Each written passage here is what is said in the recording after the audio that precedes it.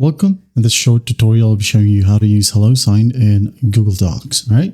So first up, make sure that you have the HelloSign or the Dropbox Sign account, okay? Once done, go ahead and open up your Google Docs and open up, of course, your document, okay? Now in here, just go to the right panel and click on the plus sign or the Get Add-on sign. Click on it, wait for it to load. And once it loads, go to the top, use the search bar and type in Dropbox Sign. As you can see, we have a Dropbox Sign as HelloSign for Google Docs. Just click on it, and here we have it. Click on it once more and just click on Install.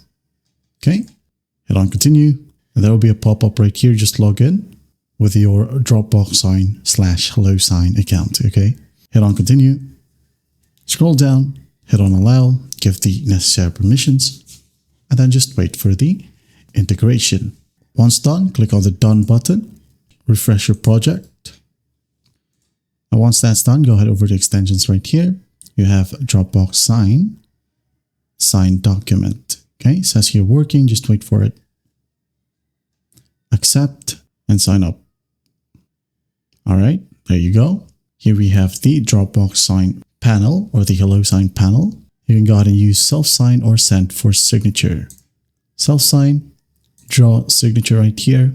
Maybe that, hit on Continue. And it says here to use your sign, just drag and drop it from the sidebar onto the document, okay? Click on it. And there you have it. Just move it wherever you want, okay? Make it smaller if you want to as well. And that is it. You have other options here as well. Under Tools, you have the Google Docs or Google e-signature. I hope this video helps and I'll see you in the next one.